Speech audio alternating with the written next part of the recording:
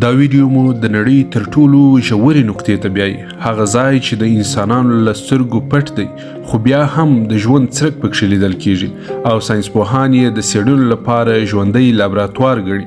د دې جالب ځای په هکله د نورو معلوماتو لپاره دا ویډیو تر پایه وګورئ. مارېانا ژورګاه یا مارېانا ټرنچ د ارام سمندر په لویدیځ کې د مارېانا ټاپوګانو څنګ ته پرته ده.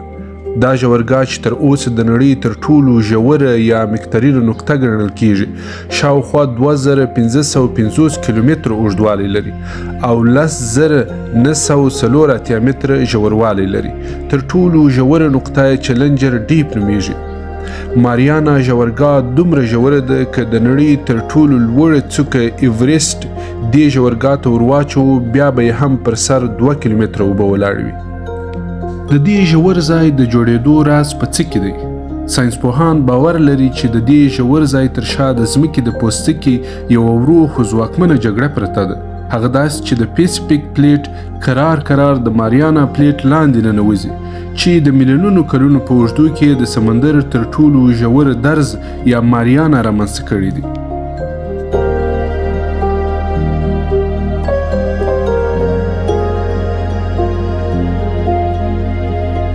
د ژوند معجزه تر ټولو جالبه دا ده چې د نړۍ په دې تر ټولو ژوره نقطه کې چې هلته د لمر رڼا نه رسي، د هوا فشار هلته د ځمکې د سطحې له هوا څخه 1100 ځله زیات دی. دا فشار دومره قوي دی چې عادي سبمرین یې طاقت نه لري، خو بیا هم دلته ژوندي موجودات شته. په دې ژور ځای کې داسې موجودات شته چې د خپل ځان رڼا تولیدوي او د فشار سره مقاومت لرونکي کبان هم دلته ژوند کوي. د مارېانا ژورګاه لومړنۍ دقیق څېړنې په 1960 کال کې هغه وخت ترسره شوې چې د ټریس په نوم یوه کوچنۍ تر اوبو لاندې کښتۍ تر چلنجر ډیپ پورې ورسېده. وروسته په 2012 کال کې د هالیووډ فلم جوړونکی جیمز کامرون په یوه ځانګړې کښتۍ کې یوازې دې ژورې نقطې ته سفر وکړ او د ژوروالی ډېرې ویډیوګانې یې ثبت کړې.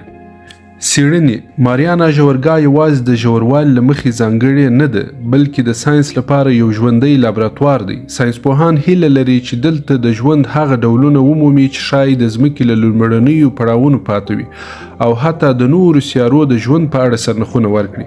همدارنګه کیدای شي د دې ژوروالي ځانګړي مایکرو ارګانیزمونه د نوو انټي بیوټیکونو او درملو جوړولو لپاره ګټور وي.